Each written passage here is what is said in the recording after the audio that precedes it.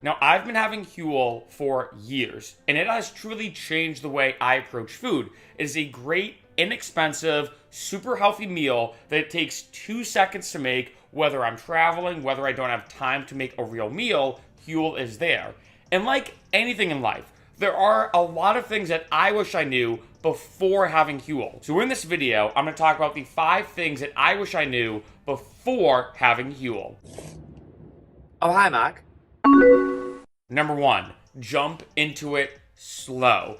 Now, I got put on the map when it comes to Huel on YouTube after I did an experiment where I lived off Huel for an entire month. It was a crazy month, and it was pretty awesome too, but the beginning wasn't the best, especially because I went from eating regular food to going 100% all in on Huel.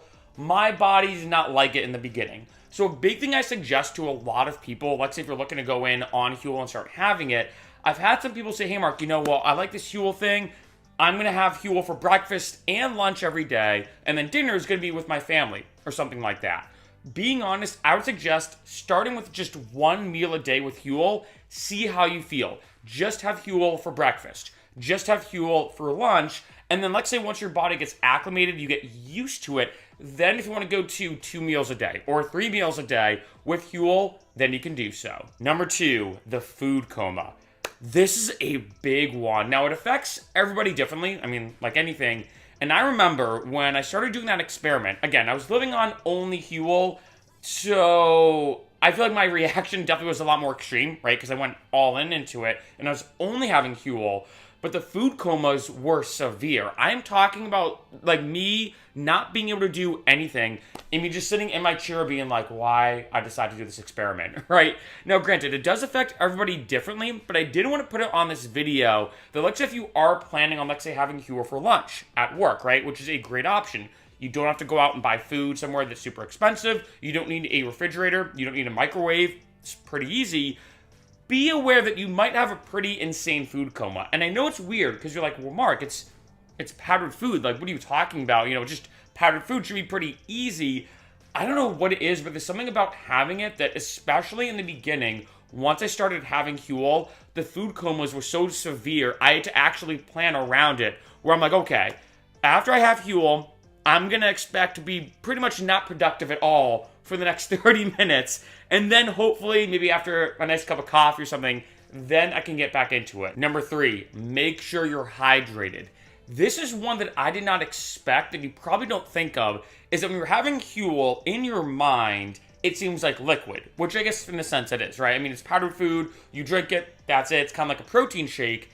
And one thing I noticed is that if you have Huel a lot, like I said, especially 1 or 2 meals a day, it almost feels like you just drank liquid, right? I mean, I guess in a sense, like I said, it is, but make sure you're also drinking a lot of water as well. So I have a water bottle right here, and let's say I'm going to have Huel in this. This is just like a typical blender bottle. If I have Huel in this, I will then pour this entire thing back up with water and make sure I have that along with it. Because it's pretty easy, especially if you're having Huel a lot, to in your mind think, oh, well, I'm being hydrated. I'm drinking enough water. But being honest, the way I look at it is any water that you have with Huel, kind of assume it's not really hydrating you. It's more just making Huel easier to consume, if that makes sense. Number 4, white versus black. When it comes to the Huel powders, there are generally 2 different types, Huel white and Huel black. And the main difference between them overall is the black version has way less carbs and way more protein. I have to be honest, I am never going to buy Huel white ever again. Because already the Huel black, in terms of the nutrition behind it, it already has a good amount of carbs.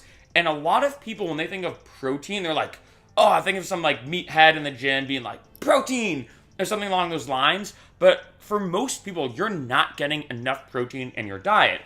And especially if you're looking to replace one meal with Huel, whether it's breakfast, lunch, dinner, whatever, you definitely want to make sure you're getting enough protein. And Huel Black has 40 grams of protein, which is excellent.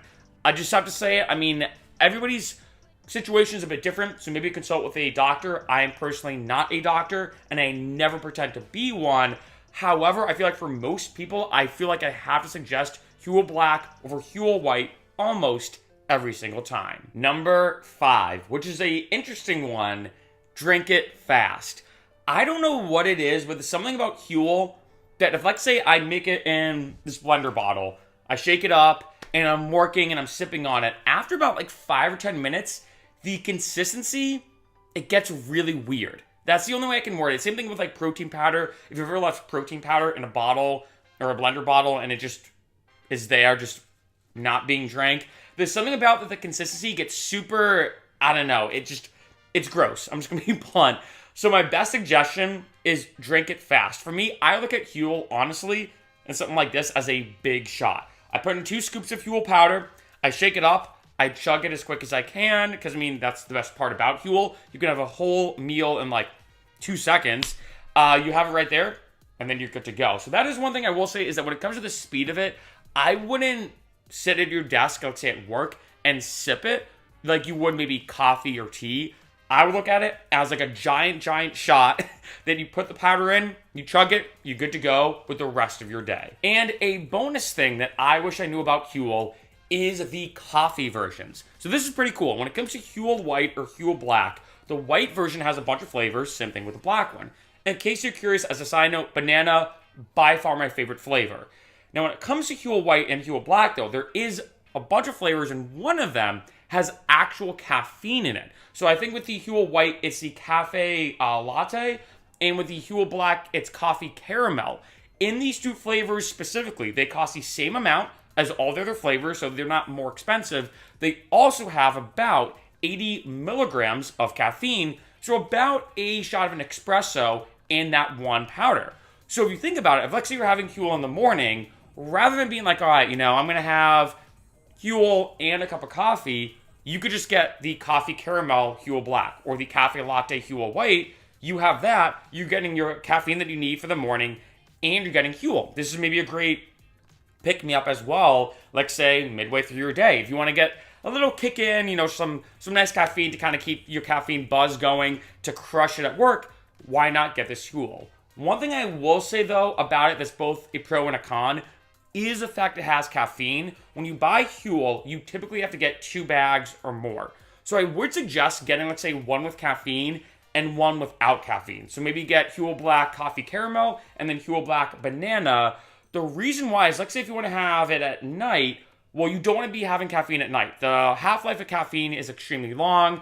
Caffeine takes about 9-ish hours to completely leave your body, which is a lot longer than most people think. And they've done studies on this. Even if you feel like, well, Mark, I have such a high tolerance with caffeine, they've done studies and they find it's still affecting your sleep. So that way, if you want to have Huel at night, boom, Huel banana is right there, or the banana flavor, chocolate flavor, whatever. But then, like say, if you want to pick me up in the morning, midday, whatever, you have the caffeinated version, which is a great option that doesn't cost you any extra money.